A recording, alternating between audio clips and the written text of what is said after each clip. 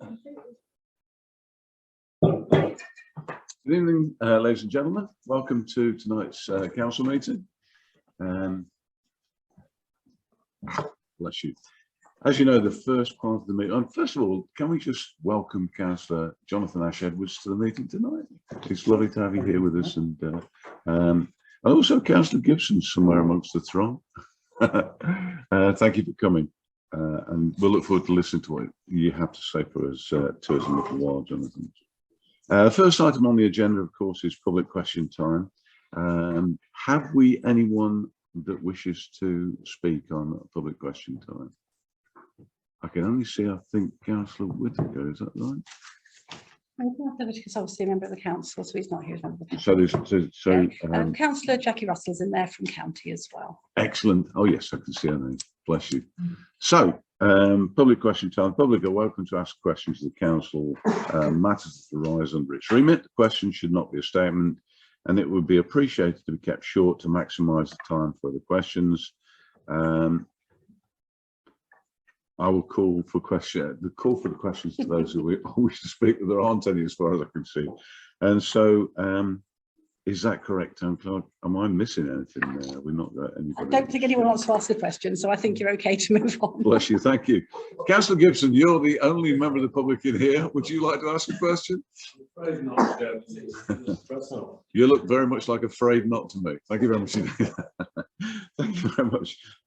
Okay, apologies for absence, please.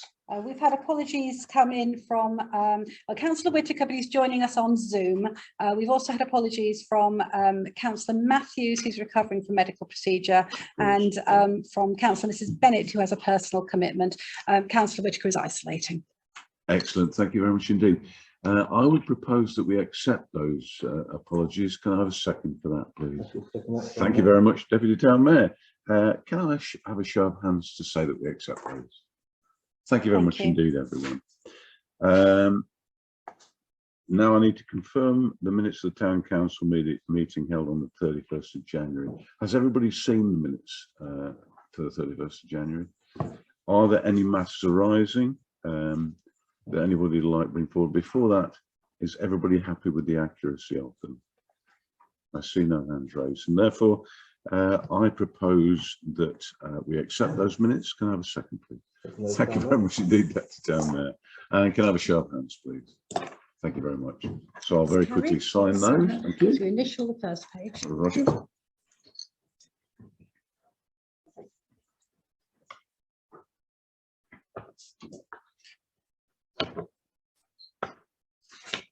I need to just keep initialing the pages. Keep initialing till you get to the last page, then you'll sign that one, please. I thought so. Bless you.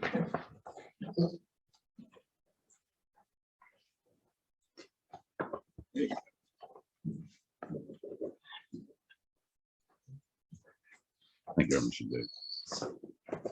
Thank you. Item 4, to receive any declarations of personal or pecuniary interest. Are there any for the meeting this evening?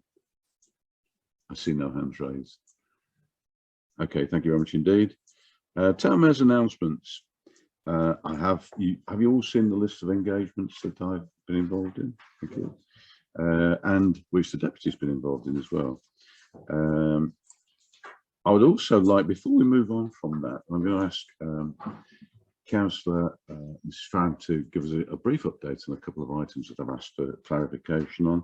But before we do that, could I also wish a very happy upcoming 100th birthday to Eileen Scott, nee Eileen Boniface, who lived and worked in East Grinstead during World War II, where she met and married a Canadian soldier before moving to Canada in 1944. She still resides in her seaside home on Vancouver Island, British Columbia.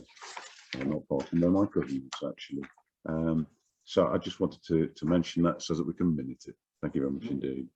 Can I hand over to Councillor Mrs Farron, the chair of Media and Tourism, who's going to give us a brief update on a couple, or an update anyway, on a couple of items that I've asked for a special update on, please. Thank you, Sir. Yes, it was asked for me to update on the barriers that were being directed at Youth Court, and there's also been a lot of social media coverage on this, so I just wanted some clarification in today's meeting. Thanks, James. There were several reasons that the barriers were installed. There's obviously the security.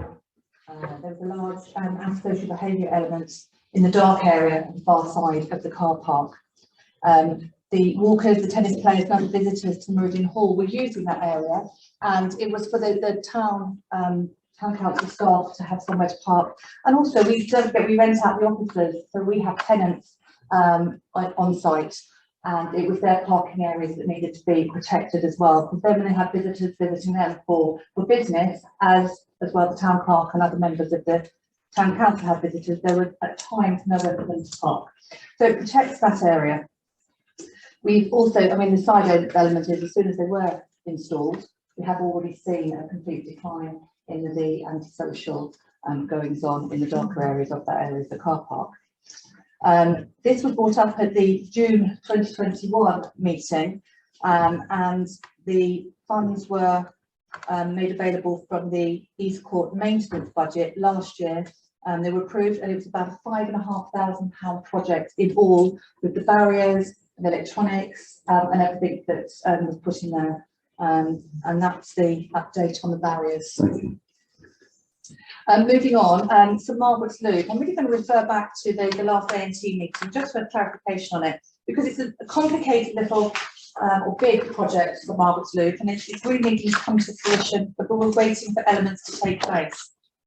So St Margaret's Loop, the inspection of the retaining wall is taking place at the end of this month. It's been commissioned, but we had to wait for one resolution for it to take place and for the reports to get to us, because it was not possible to do so earlier because of that. The West Sussex County Council have advised that at the present time, they are undertaking the work necessary to adopt the structures, including inspection and investigation work, followed by an analytical structure assessment to determine the load capacity of the two road bridges. This will then enable the evaluation of commuted sums associated with the adoption of the bridges. This work will not take place again until the end of April. There's lots of stakeholders involved in this, and they all need to be pulled together. So when we've had these reports, I will be meeting with the town clerk, and we'll be putting it all together, and when we get the information, we'll be holding a meeting and updating everybody further. The project is still very much, it's been very rocky over the last 2 years. The pandemic has slowed things down. The project is complicated by the nature of the beast and the owners and the stakeholders involved. But we are still very much hoping that this will come to fruition and complete ASAP. But you will be updated as and when these inspections have taken place. So it won't be till May time at the earliest. Thank you very much indeed. That's a very comprehensive update. Thank you, Councillor Mrs. I was just going to say that, but first of all, before we do that, can I give a special thank you to Councillor Mrs. Russell, who our West Sussex County Councillor, who has worked, I know, behind the scenes extremely hard on this with the town clerk and, in fact, with our Member of Parliament to keep moving this forward. So thank you, Councillor Mrs. Farron. Thank you, Councillor Mrs. Russell. Are there any questions for Mrs. Farron? Yes. Do you want to stand up? No, Mr. Chairman didn't stand up, but are we all sitting down tonight? Well, You should stop. Well, I've only got a brief question, really. I mean, you've been quite, the answers to the question about the parking, I think, quite comprehensive. I think that the pity it doesn't say it includes the tenants as well, because it looks rather like the best place has been pinched by the staff of the town council for people to park. But I wonder what happens at the weekend. So when we get a wedding on here, there's no staff, there's no tenants.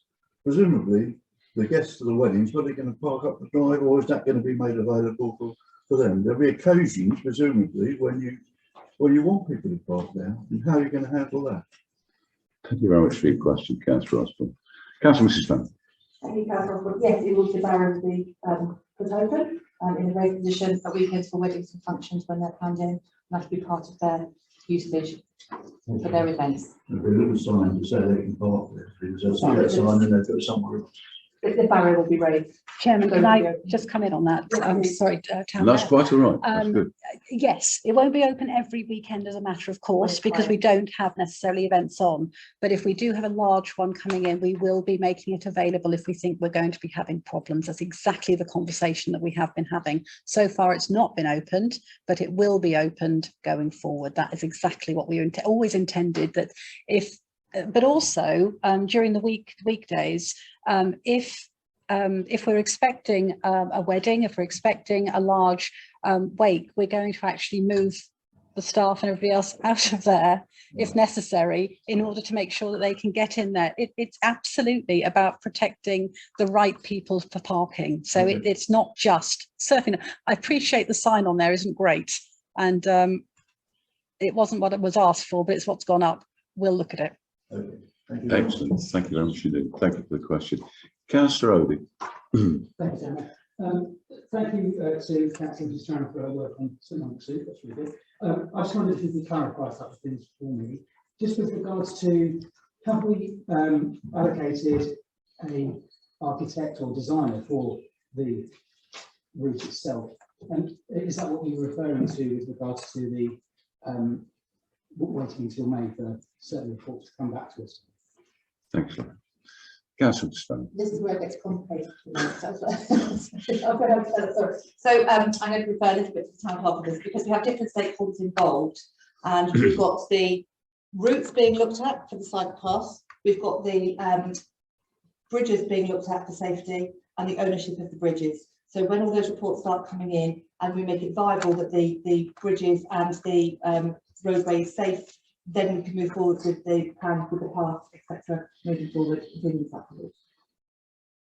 Okay. So, Thank you, Councillor Strand. Would you like to ask a supplementary question? Please do. Your email, which is great. So, have we assigned anybody for that work yet, or because there's some confusion, I think, in terms of what we've already done and the information that's come back from West Sussex as to whether it's good enough or not, from what I gather. I just wondered if you could clarify. Councillor, would you like to assist with that? More than happy to, Chairman. Back in, and the Deputy Town Mayor might be able to help me with the year, but back in, I'm going to guess about 2018, we entered into a heads of terms with Landlogical. Landlogical were the original team that were brought on by the Railway Paths, and they were the ones who drew up the original scheme. The scheme that was brought forward, however, and we've never had full plans because, so to date, Landlogical have not been paid for anything. So we've only ever had outline information. What they brought forward and they were suggesting has now been, West Sussex County have come back and said that that original scheme would not be acceptable because of what it does to the bridges. So that means we're back in the melting pot for that.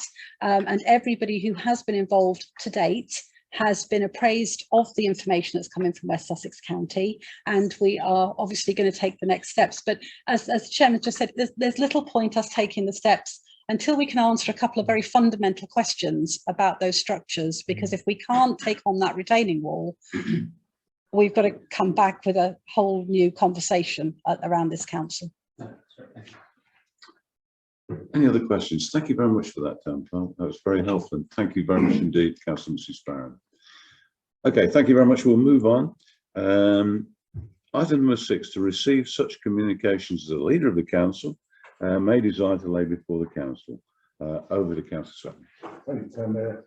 I think it's a lady for council on this occasion, Town Mayor. Thank you very much indeed. Lots to get through tonight. Bless you. Okay. Lots to get. Item number 7, to dispose of any business outstanding from the last meeting. There is none, and therefore moving swiftly on to our principal council update from Mid Sussex District Council. And once again, I'm very pleased that we have Councillor Jonathan Ash Edwards to give us an update, the leader of Mid Sussex District Council. Councillor Ash Edwards. Thank you, Emma. Would you like me to stand? Please don't. Well, good evening, everyone. Thank you firstly very much for inviting me to be with you this evening. Always brilliant to be here at East Grinstead Town Council.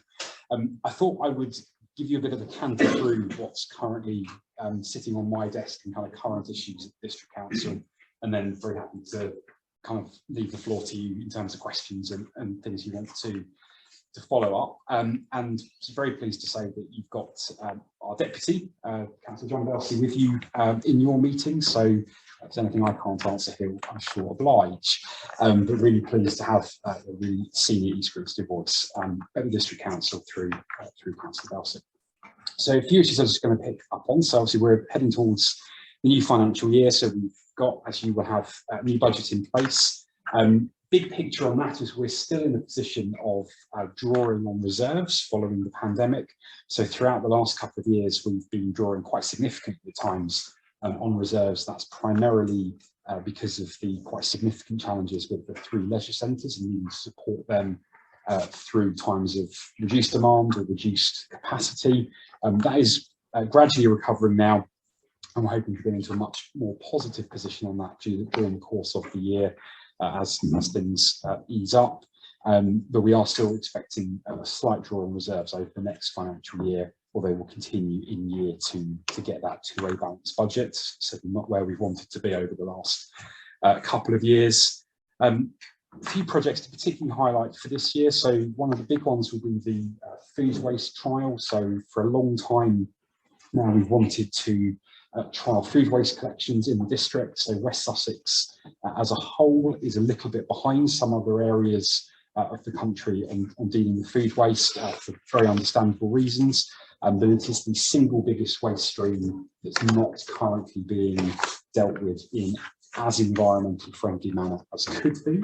So the survey data is around 40% by volume of waste in Mid Sussex is food waste and similar that can be dealt with in a more environmentally friendly manner. So we're going to be, from the summer, trialling a new way of collecting waste, introducing food waste collections and moving to what's called a 1, 2, 3 collection model, where the food waste and absorbent hygiene products, they're called, so babies, nappies, all that sort of thing as well. That'll get collected every single week, so more regularly than at the moment. Recycling still every 2 weeks, and then general waste, which after everything else has been taken out shouldn't be very much at all, will be every 3 weeks. So we're going to ask 3,000 households across Mid Sussex to trial that from the summer, and all being well, alongside the work that the County Council is doing to modernise the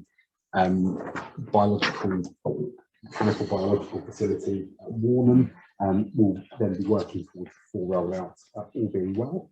So that's a big project for this year. A couple of capital projects just to flag with you from an East Grinstead perspective. So we've been working for a couple of years now on master plans for some of the flagship parks. Really pleased they're coming to fruition, been through consultation. And one of the parks in the capital programme to start this year is Mount Nobby. So with that 3-year implementation project to do those improvements, for that is in the budget to start the sort of first year's works this year. And we've also got the Hollands Way play area in this year's capital programme as well for improvements as well. So it's a number of things there that we're bringing forward through the course of the new financial year. On planning, I know you had Councillor Salisbury with you fairly recently, so hopefully he's covered some of the key issues, but very happy to pick up in more detail on any of those. Really just to say we still haven't had the inspector's letter back for the site allocations development plan document. Still waiting for that. And hopefully Councillor Salisbury covered where we are on district plan review. Haven't received the letter, a response to the letter that we sent to the Secretary of State yet either. So very much waiting for letters on planning, but happy to pick up in any more detail that we didn't get covered with Councillor Salisbury. Really topical couple of issues. So we're right in the middle now of dealing with the energy rebate payments that the Chancellor announced as part of all the cost of living interventions. It's become a bit of a quite significant work stream actually over the last couple of years in terms of really the government passing funding to businesses and local residents through district councils. So actually over the last couple of years, we've administered just under £50 million worth of COVID grants to businesses, about 8,000 grants across the whole district. That's been a really significant piece of work that has been really well received by our business community, and we know that lots of businesses have been kept going as a result of that support. That focus is now switching a bit to households as a result of the issues around energy bills. And so the government has announced a £150 rebate, which will be administered through the council tax system. It's not a council tax discount, but it's a payment administered through the council tax system to properties that are bands A to D, so the larger, the smaller and historically lower value properties. So that will go directly to those households this month. So it's about 41,000 households in Mid Sussex eligible for that payment. About 80% of those pay their council tax by direct debit, so they'll just get it sent to their bank account later in April. For those who don't pay by direct debit, so the council doesn't have their bank details, and so there'll be an application process for those residents. If people are willing to pay by direct debit, then just signing up for direct debit is the quickest way of doing that. Appreciate that not everyone wants to pay in that way, and so they'll just need to go through that application process to get that rebate, and that is a grant, doesn't have to be paid back at all. We'll also be recognising that there will be some households who don't fall into council tax bands A to D, but who will be struggling with energy costs. There will also be some discretionary funding that councils will be administering on behalf of government to try and target funding to those households and residents who are struggling, and we'll be looking to publish more information on the discretionary scheme over the next couple of weeks. Ukraine, also quite a topical issue. So work going on across all the West Sussex councils at the moment on the refugee resettlement programme. So there's two different programmes, as you might be aware. There's one very much targeted at family members of people who are currently in the UK. We know there are some in Mid Sussex who've been trying to get relatives out of Ukraine. The district council's role in that is going to largely be around sort of temporary accommodation where those families can't provide it themselves. Some of those people will have a right to recourse to public funds, it's called. So that's kind of the smaller area, and then the second area, much larger, is the local sponsorship scheme, which we know large numbers of people have been signing up to and offering accommodation through. So the role of councils in that is largely just around suitability checking when that data comes through from government, although still being thrashed out exactly what that means in detail. That scheme works on the basis that the sponsor will provide accommodation for a minimum of 6 months. Of course, the question is what happens if some of those placements fall through, which inevitably some will, and what happens in month 7 if hopefully by that point we'll have to go back to Ukraine. I think that's what a lot of them want, but there will be some who won't be able to, and all the current placement falls through, and so we're expecting to have an emergency accommodation duty to people in those circumstances, which is likely to be considerable, and quite a number of practices in that area already. So it's a lot of work going on across West Sussex, and as with all of the previous refugee support schemes, we've been doing that across county to try and ensure essentially it's all joined up with the various support services that people need to have access to, and that different districts aren't doing things slightly differently. So we're just trying to get a bit of consistency in that, which has worked well before.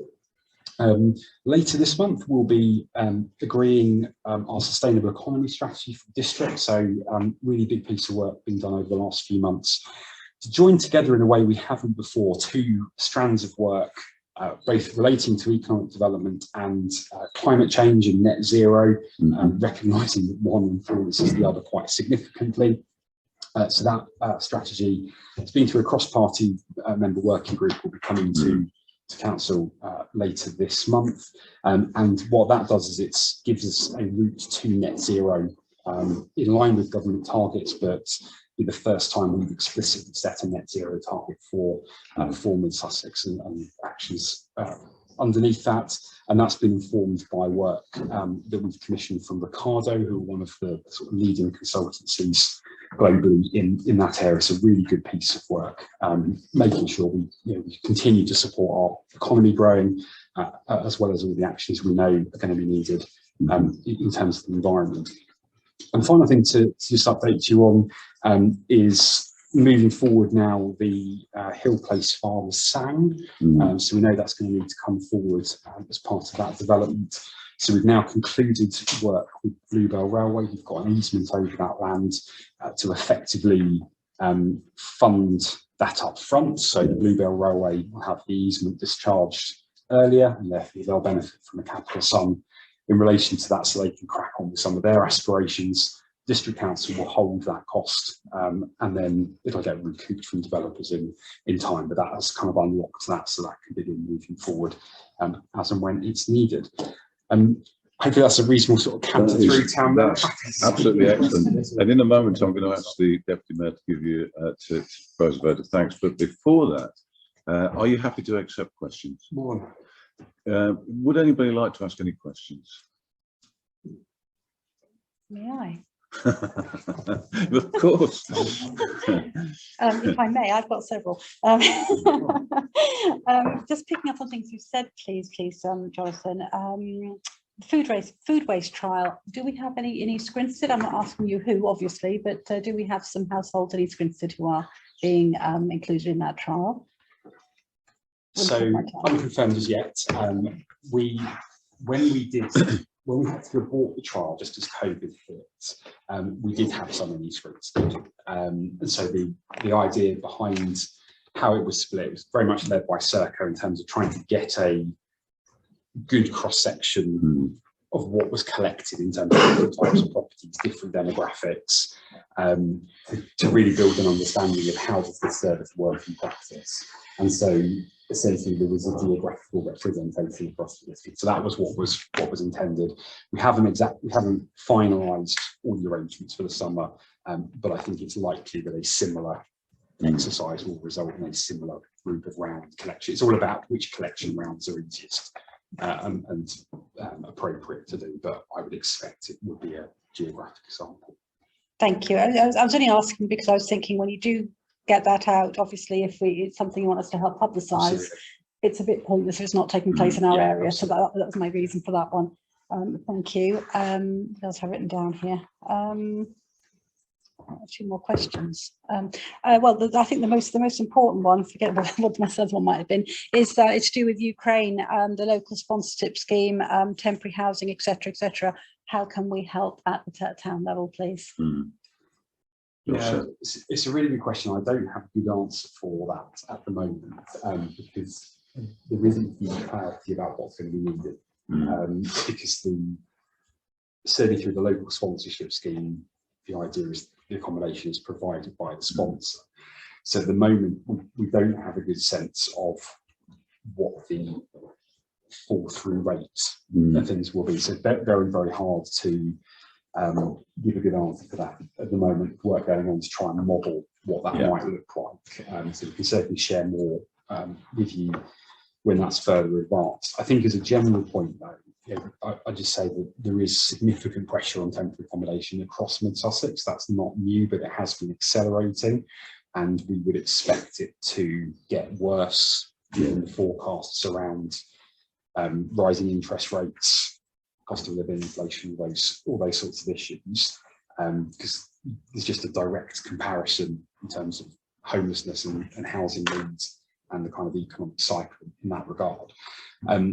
We've been doing quite a lot of work over a few years now to increase the amount of temporary accommodation that we control directly, both in terms of temporary accommodation the district council owns or rents itself to manage. Certainly go back probably 4 or 5 years, we had none, and we were incredibly reliant on essentially B&B type accommodation in places like Eastbourne and Worthing, and Mid Sussex residents who suddenly fell on hard times had generally a fairly poor experience taking them away from their immediate support networks at very considerable cost to the taxpayer. So we've tried to kind of break through that in terms of being able to control more stock with some success. Hasn't fixed the whole problem, but I think we're always on the lookout. Certainly, if there are properties that in East Grinstead that are either available for long-term rent or that become available as suitable for the council to buy, then we're all ears. We continue looking. That's good to hear. So it's a very much appreciate any tickets. Excellent. That's good to hear. Tantoi, anything else? I'd just like to just come back very, very quickly and briefly on that. The council did contact the district council and copied in yourself, I believe, about possibility of using the old police station in some way or other. It may or may not be temporary accommodation appropriate, but certainly it is a building which is available in this town and could be used. There could well be others as well. So obviously, from our point of view, council are sitting here. I shouldn't speak for them, but the instruction has come to me from my council that they are very keen that we can help in any way that we can. So please do keep us informed. I don't know if any other councillor might want to come in on that particular point. I think. Thank you, Town. That's your very, very well. I think Councillor Osborne wants to. Yeah, it's not my main question, but just on that, I just wondered, I did get a freedom of information reply from the police regarding the police station, and basically they said that they still had full ownership of it. There was no commitment. The place was just lying empty, so the place is available to all intents and purposes. But shall I move on to my main point? Please do. Right. Yeah, please do. Well, I think that Mid-Sussex operation, as it affects East Midlands, is fairly non-controversial, most of it, except for the area of planning, which is a total mess. I mean, we did a neighbourhood plan, and it seemed to be thrown out the window without so much as a final lead. And there's constant contradictions coming from the planning department there. 1 minute we've got big application for housing turned down on the basis that the road system can't cope, in particular public traffic lights. But that's overridden and planning permission is given. Now we've got these big developments coming out, and there seems to be no cohesive way of information on how we're going to cope with this, the infrastructure of the town. Can it cope with it? Alongside this, we've lost so many jobs. Offices have turned into flats. There seems to be no end to that. There's a lot of disquiet in the town about this. I don't think you should underestimate this. A good example of this, I might point out to you, is Councillor Webster, stood for the county council. Now, he won the seat easily. This was turned over. He lost by over 1,000 votes, and it was basically on planning. So there's an undercurrent of very disquiet, I might say, on the planning side. And I just wonder if you feel this as well. You feel that the planning aspect of Mid Sussex is up to scratch, particularly in relationship with East Grinstead, because I can tell you that you're going to see repercussions of this next year. Thank you very much indeed, Councillor Osborne.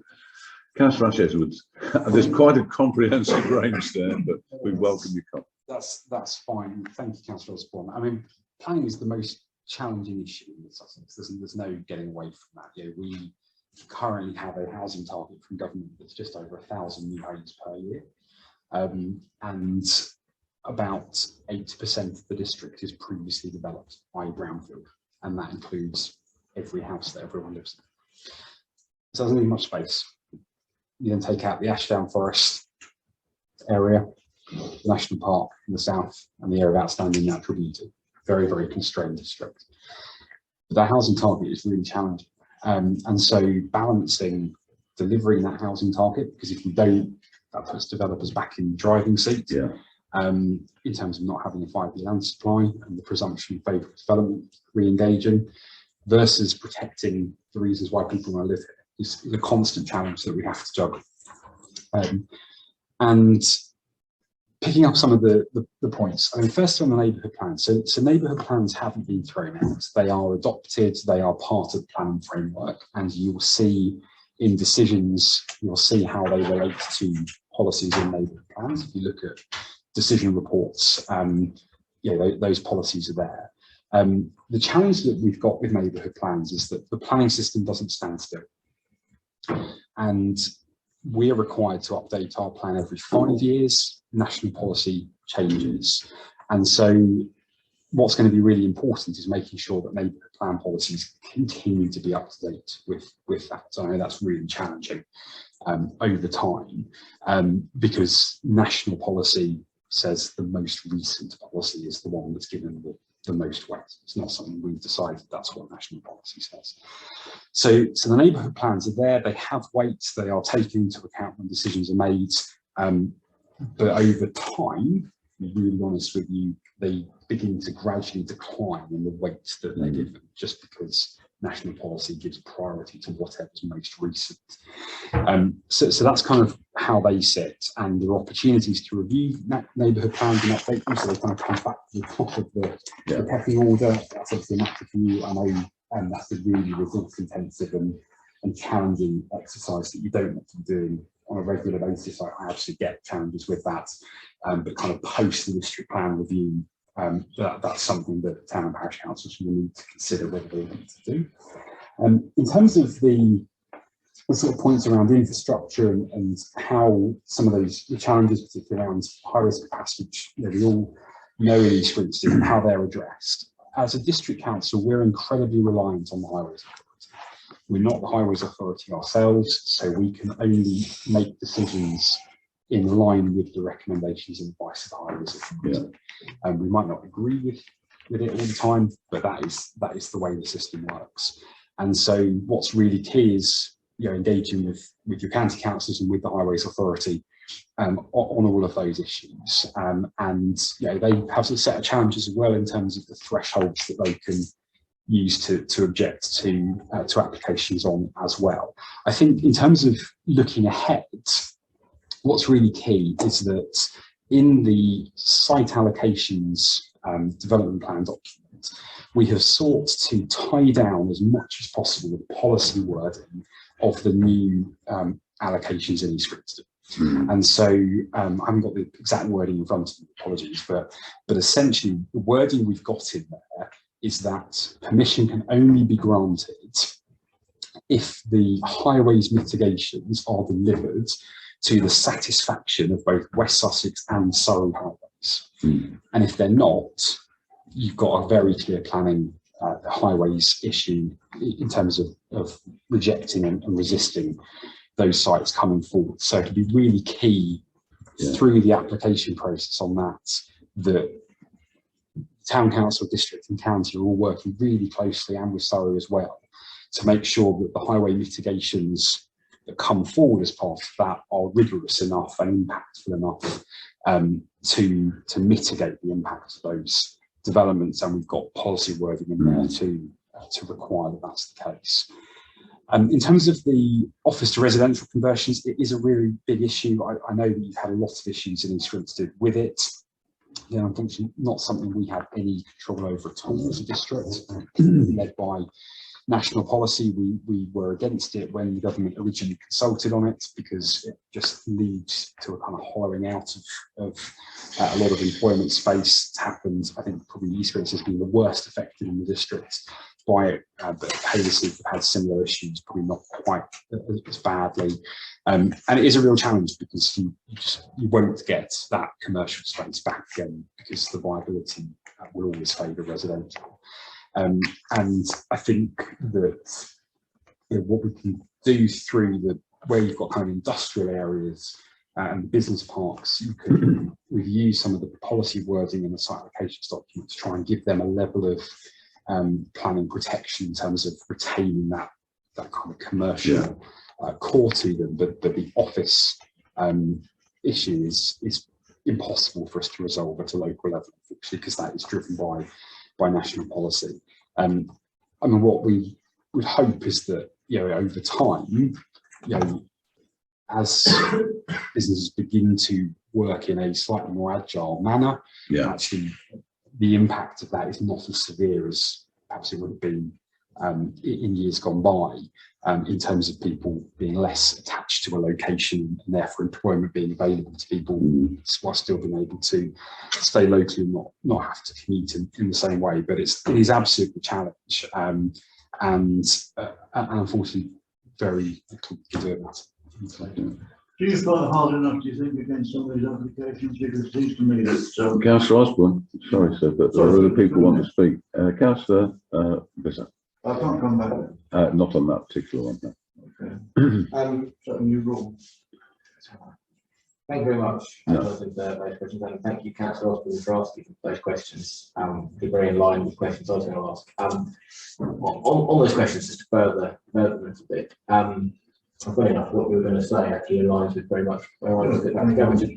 I sometimes feel that, and I said this the other day, and I'll say it again, is that there is, especially with the infrastructure and the increase. I understand that the pressures that you're under. However, it does feel that there is quite a lot of buck casting in this particular situation.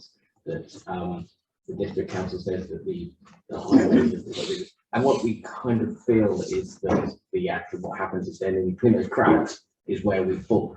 I think we'd like to see maybe more from the district council looking like they are actually fighting for us and pushing back more. So, and that doesn't seem to be coming forward. But well, highways said it's okay, we can do that. We'd like to know some more evidence of that pushback. In regards to the neighbourhood plans, we approached the district to say we wanted to refresh it, and we got quite firmly pushed back not to. Even we had some policies we wanted to bring into line, which was sort of okay, you can do that. But anything else was quite strongly said not to when the council and I approached, which was very disappointing because we did feel that our weight was waning. We wanted to add in, we couldn't, and we was very strongly advised not to, which then hearing what's in there was quite a lie. Can I just please, if I may, with another hat on, I know how frustrating it can be when we have to take, speaking from Mid-Sussex planning, I know how frustrating it can be when you have to accept the ruling of West Sussex County Council highways on something that you feel is totally unreal, because Councillor Swepman and I have fallen foul of that on particular issues itself. But let's Are we not elected to try to make sure the right rules? Well, you see, right, we can push back where they can. The problem is this: if West Sussex Highways make a, I think that maybe the district could represent us. no, West Sussex Highways are in charge of the highways. If West Sussex Highways say something is acceptable, you can push back, but you really haven't got a leg to stand on. Deputy Town Mayor, you want to come? No, I was just going to answer the question. Yes, you may. Yeah, okay, sorry. Thanks, Tamara. Yeah, so on the highways point, I mean, I think that I can certainly think of examples across the district where planning committees have pushed back on that advice and sought further information, further scrutiny. Ultimately, the Highways Authority is the statutory authority on highways, and so in every single circumstance I've known in my time as a councillor where a decision is made on highways grounds contrary to the advice of the Highways Authority, you lose every single time. And ultimately, I think as district councils, we have to balance kind of the point around being seen to push back versus the fact that all has a cost in terms of taxpayers' money, fighting appeals, you're going to lose. I think what's going to be really key, because I get the point that Councillor Visser has made, in terms of people working together, I think it's going to be really key when the schemes in the site allocation scheme come forward for everyone to be round the table, really understanding what the key issues are, how they're going to be resolved, and how that's going to work. And certainly very happy to ensure the district council plays our part in that. I think it's important that we get West Sussex and everyone in the room to try and press that as much as we can and get the best outcome possible, because we do have a good record from a planning point of view of squeezing things out of developers and getting done. So there's no reason why that can't happen here either. So we'll certainly do the best we can on that. On neighbourhood plans, I think it's just a timing issue. So I don't think, and apologies if that hasn't been well explained. So I don't think we're saying don't review neighbourhood plans. I think we're saying don't review them yet, because as I said, it's about what's the most recent policy. We've got to do a district plan review over the next year or two, and so a neighbourhood plan that is reviewed and adopted now will immediately become out of date, is the phrase in national policy, when the district plan review is adopted, because it's a neighbourhood plan review done under the previous district plan. If you do a neighbourhood plan review and adopt it after the district plan review is done, then that is the most up-to-date document in line with the current district plan. So my advice would be, don't do the plan review now, but start doing some preparatory works, thinking about what you might want to review. Because when you're doing a plan review, you don't have to start from scratch, it's very much about updating and reviewing. So definitely start some preparatory work if you want to. As soon as the district plan review process is done, will be take a bit of time. Still unconfirmed exactly the timescale for that. I'll then crack on with going through the formal process and moving to adoption then, because then neighbourhood plan sits under the new district plan and is bang up to date. So that, if that hasn't been properly communicated, apologies. That's extremely helpful. Yeah, that's extremely helpful. I'm sorry, Councillor Bisley, if I confused the issue a little bit there, but I do know that we have fallen foul of this when we've been trying to work for something for East Grinstead. What I'm going to do is I'm going to let Deputy Town Mayor, he wants to ask a question, then I'm going to let Councillor Osborne come back on his previous thing that he wanted to ask. Well, that's good for everybody then. Thank you very much indeed. Right, Deputy Town Mayor. First a statement or a comment, and then Please don't have, you don't have to stand. First of all, I think all the councillors and probably residents, I can speak with the frustration of traffic. For me, my family commissioned the job reports, those who were affected by the two developments will know the job reports.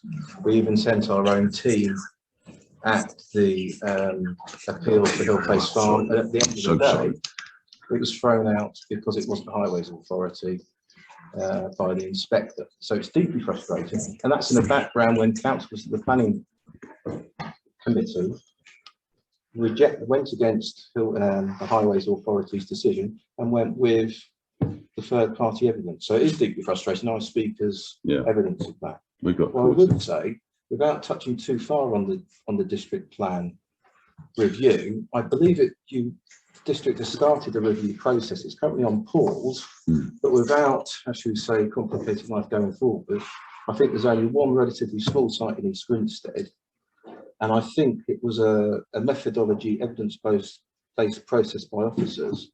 And I guess does that reflect the fact that in East Grinstead sites are now limited, and a number of issues mean it is difficult, may impossible perhaps to build in East Grinstead. Is that a fair comment? Yeah, that's a very fair summary, Councillor Peacock. And yeah, there's a continual tipping point around what the new sites are in terms of which are the sites that cause the least harm from either an environmental or an infrastructure point of view.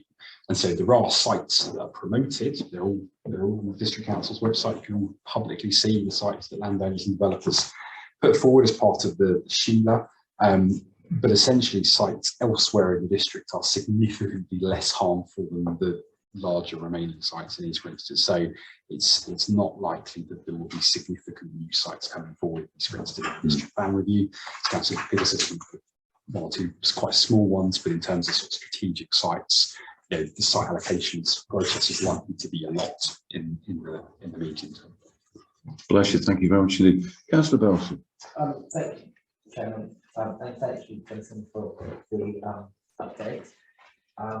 Just, if I might just build on the planning, we did have the annual town meeting, which you alluded to, with Councillor Salisbury as a planning cabinet member speaking, and I think it was a constructive meeting. I think one of the key things coming out of this, and building on the questions from Councillor Bisley and Councillor Osborne, was Yeah, sometimes maybe the officers can be a little bit glib in their reports, or perhaps there is some information that hasn't been disclosed, or it refers to certain documents or studies as not relevant, and I think you've been copied in some of the correspondence following that meeting. I think one of the key things that we're looking for is a sort of a commitment that where questions are reasonable and relevant and appropriate to ask, that we can push our officers to get that additional information, so that councillors at the meeting have got sort of full facts and everything sort of transparent on the table. And I think that would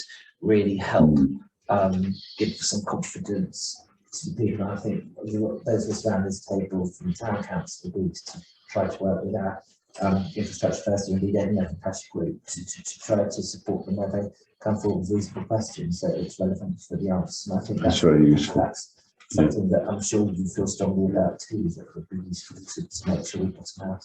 Yeah,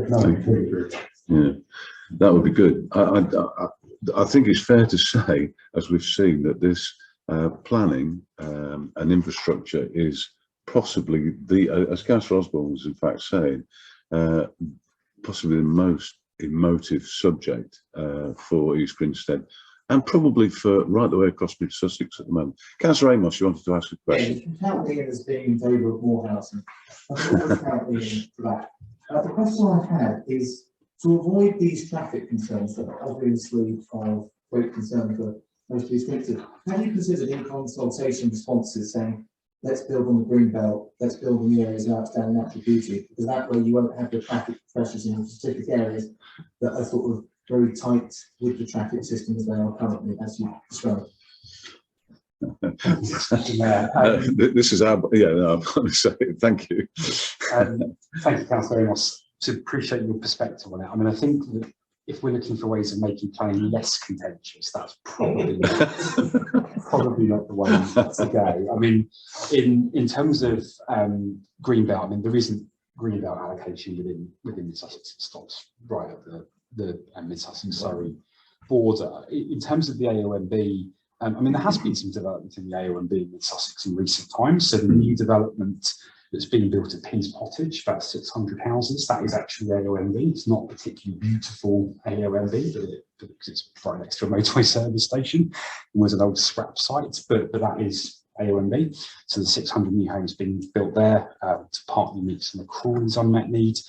There has been, though, a significant tightening up of national policy in relation to AONB, and so probably if that application, which is only a few years old, came forward today, it would get refused, because there is now pretty much a no moratorium on development in AONB. So it's been quite a significant tightening of policy there, and that, you know, is driven nationally. I mean, I think in terms of Mid Sussex, you know, there are significant constraints, but actually, you know, there are areas that are not affected by those constraints as well. And you know, as you begin to see the district plan review, you know, we'll have to focus in those areas, largely around the A23 corridor. But no, I mean, I think we're not likely to see significant movements in national policy. It's certainly not something that, you know, we'll be looking to have an argument with government over, because actually most people do want to see those really important landscapes and important green spaces protected. Thank you very much indeed. I think I'm going to ask Deputy Town Mayor to propose a vote of thanks. Thank you so much for a very, very comprehensive and over-scanning presentation and answering questions. I think the most important thing that's come out to me tonight, and I hope to everybody else, is that we are not opposing each other. We're all working together, and I think that that's long may that continue. And you know, some really good advice there about the neighbourhood plan. It is a very emotive subject, but it is something that we need to continue to support each other on to get the very best that we can from Mid Sussex. Deputy Town Mayor. Well, thank you, Town. Thank you, Councillor Ash Edwards, for coming tonight during what must be a busy time as the country and the district emerge from the pandemic. It's encouraging to hear the new food waste trial will be launched soon, as well as leisure centres are recovering. It's reassuring to hear the £150 council tax rebate is eligible to 41,000 residents, households roughly, and that will be coming online soon. And I'm sure fellow residents and councillors alike support the district's work on welcoming and housing Ukrainian refugees. Thank you. Thank you very much indeed. Can I have a vote for that vote of confidence, please? Thank you very much indeed. Thank you very much. Now, you are very, very welcome to stay. We wish you would, because we're going to have a glass of wine later on. But I know, we know how very, very busy you are, so we understand it, Councillor. Thank you very much indeed. Thank you very much for having me. Bless you. Thank you. Well, that's really kind. Thank you.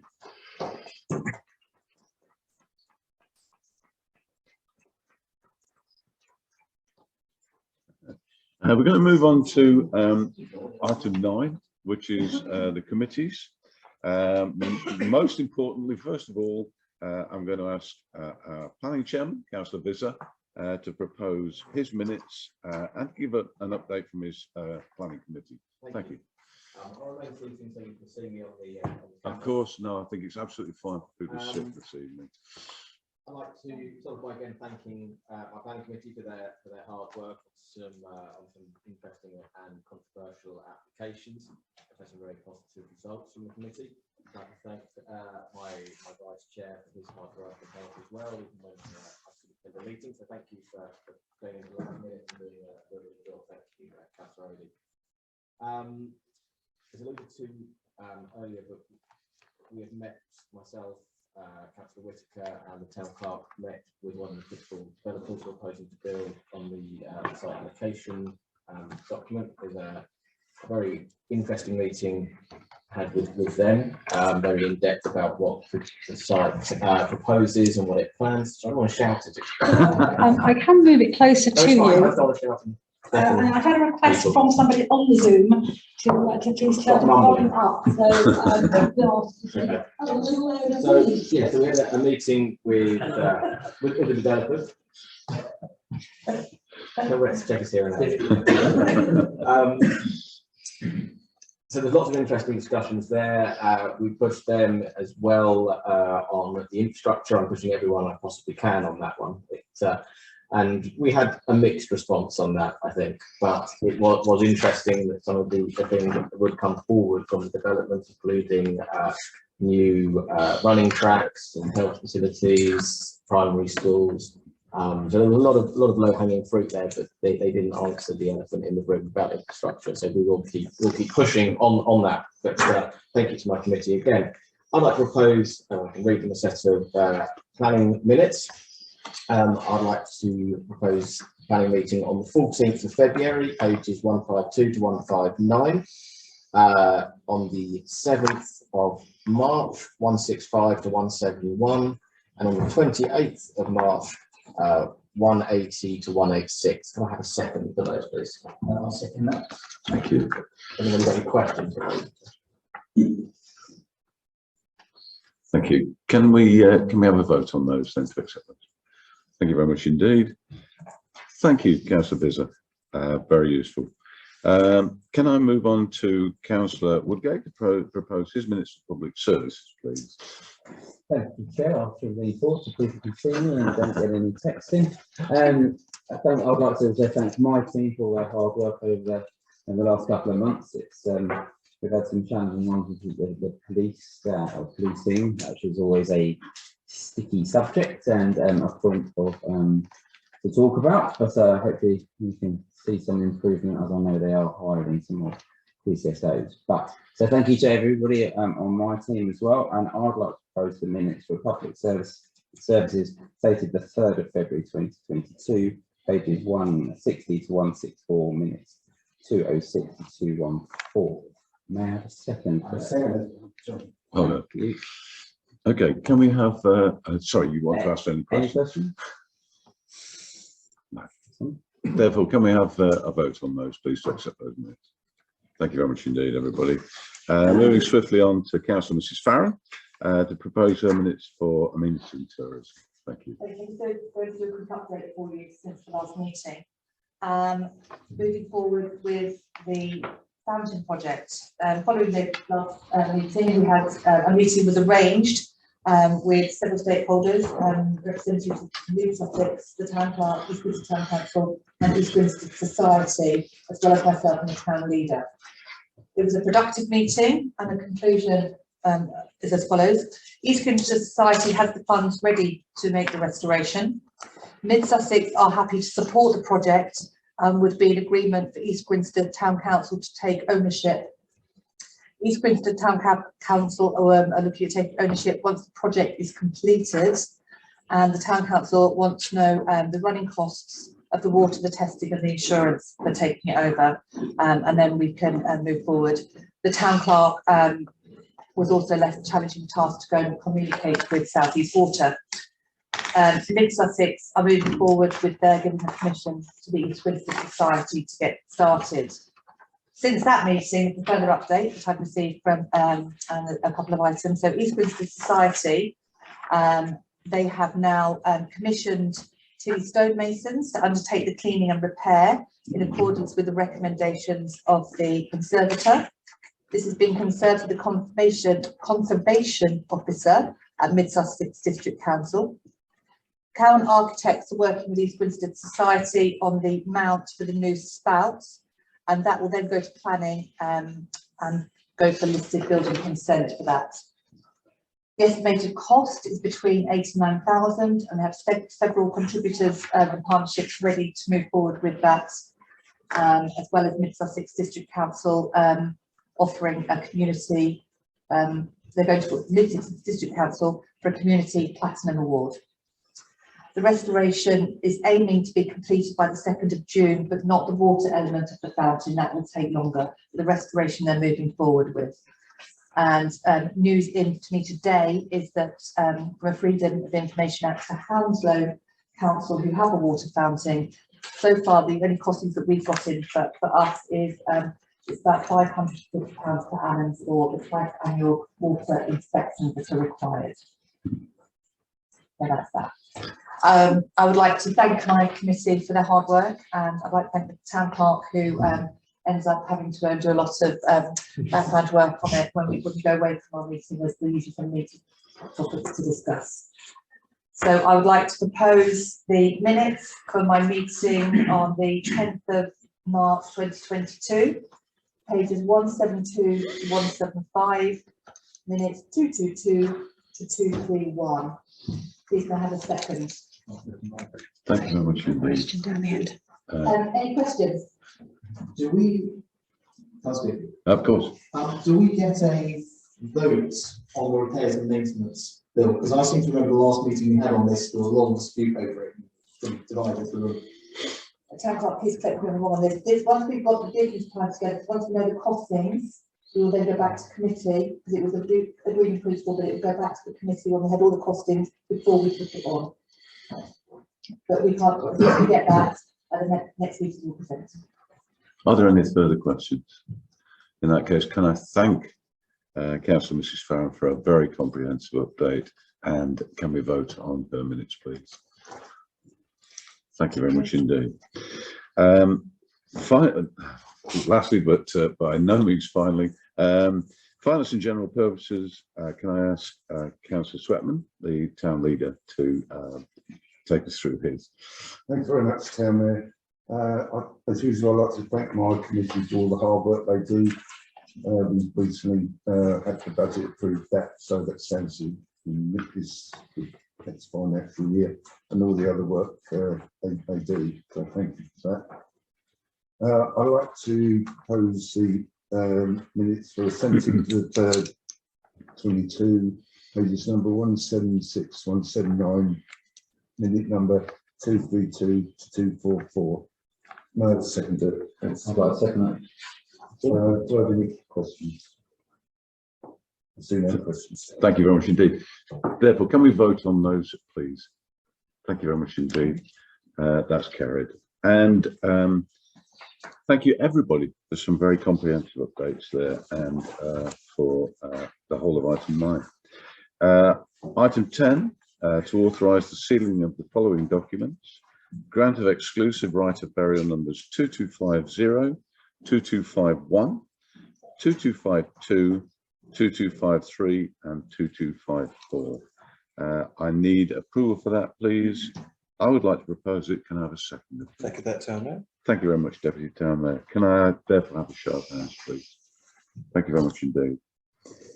Now we move on to a very large item. I hope everybody's had their reading glasses on. Code of Conduct. To review, this is item 11, to review the Code of Conduct following the release of the new national model. The recommendation is the council adopt the new Code of Conduct from April 2022, following which the clerk will issue new copies to all councillors, along with declarations of interest for updating. There is quite a lot of reading in this. It's not that far different, I don't believe, to what we were previously doing. So therefore, can I ask for a second? I'm proposing that. Can I have a second? Second that, Town Mayor. Thank you very much indeed, Deputy Town Mayor. And now, any discussion, please, on all of that information that we have there? Town Mayor, if I can just Of respond course, to please do. your quick point that you just said there, it's very, very similar. Absolutely. Actually, this is a lot more simple to understand than the previous code. Yeah. There's a very, very clear guidance with it, and I think it's much, much clearer than before. It has already been adopted by the district council, as I'm sure many of you do know. Yes, it is. There's not much different. It's just much more easy to understand. Simpler. Yeah. Is everybody happy with that? Okay, let's have a show of hands to accept that. Thank you. That's very kind. Item number 12, recording of minutes. This item is to determine whether to continue with the recording of meetings. I'll just take you through. Officers agreed to bring back to council the matter of recording minutes once all restrictions in England have been lifted. The basics for recording meetings were purchased in 2021 when the meetings returned face to face. However, there are still concerns as to the meetings for the public and guests. Zooming in is a popular option. Sadly, while councillors who zoom in are able to contribute by speaking to an item, they are not credited as being in attendance, therefore not allowed to vote under the current legislation. Despite lobbying, there is no movement from the government to change this. Council are now asked whether the return to meetings should now be fully face-to-face with attendance in person for all, or whether to allow the public to continue to join in remotely and for the recorded meetings to continue to be posted to the council YouTube page and signposted from the website. If the council wish to continue the recordings and posting of these, then the officers would recommend some additional equipment is purchased, and the microphones, as we've seen this evening, in the Meridian Hall will be replaced. A simple conference package plus two new microphones would cost around £1,000, which could be accommodated in the 22-23 IT budget. A more bespoke solution would need to be costed and planned for. The added complication of the listed building status of the council chamber could be a factor in permanent quality system being added to that room. If you sort of mean, it's because of the limited nature of the chamber and the listed building.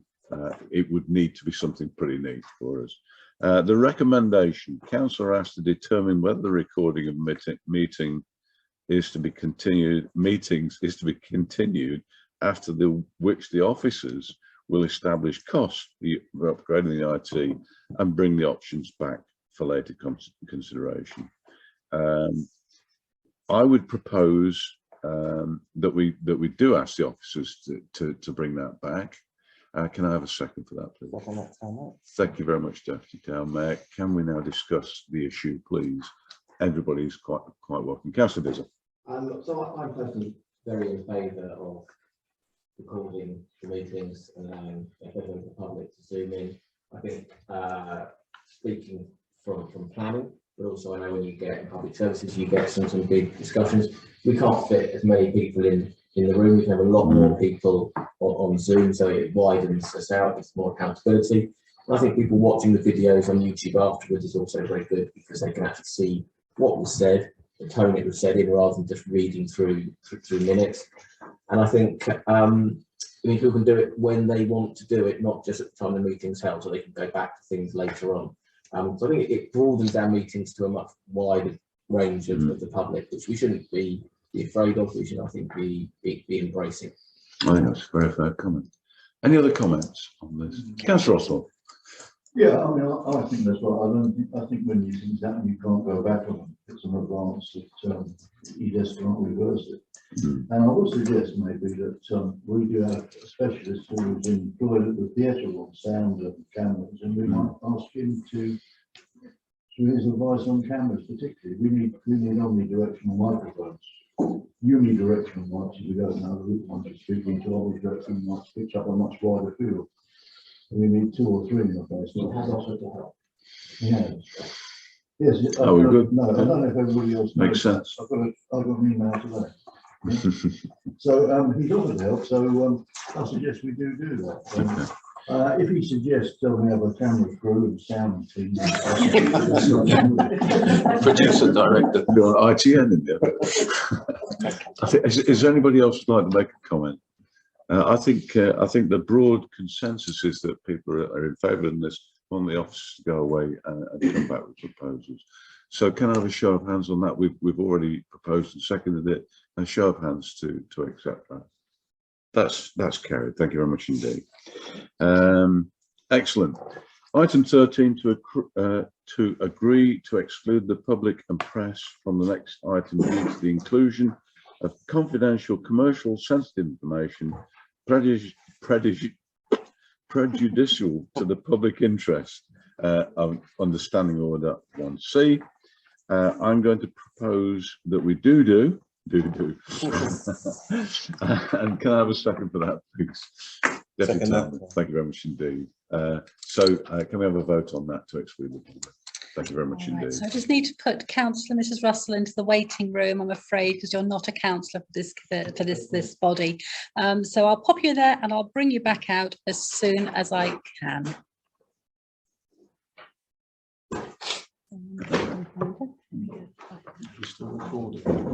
No, hold on.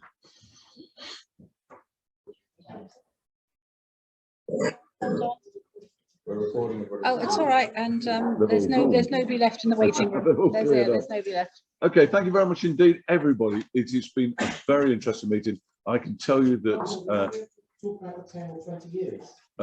We can talk about that while we have a drink. Now, the fact is that I can tell you that the town leader wanted to make sure that everybody had a chance to talk about this. Was why it came to this meeting from F&GP, and I think that we've done that just exactly tonight. So thank you to everybody. I want to close the meeting, but I want to tell you that the next meeting is Monday the 9th of May. Before which you will be do that, I think Councillor Evans has got a very, very fair point, and I think it's absolutely fine for you to actually have this conversation in the public part of the meeting, and that is that any loan that we are to take, would you wish that to be over a 10-year or a 20-year or a different Fair enough. period? I think that is probably worthwhile just being clear on that at this point. That was indeed the final issue. 20 years. I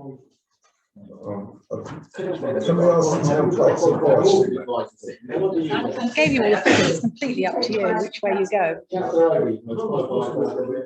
You take the loan as short a period as you possibly can afford. So your proposal for 10 years. Okay, we've got a proposal for 10 years. It's been seconded by.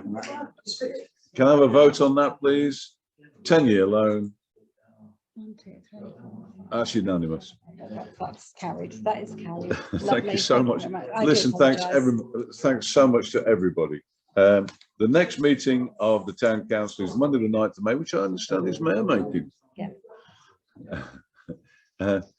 Thank you so much to everybody for coming tonight. I close the meeting. It's actually 3 minutes past 9, but we're going to say 5 minutes because that's when we started. No, you're fine. Thank you very much. Let's go and have a glass of wine, shall we? And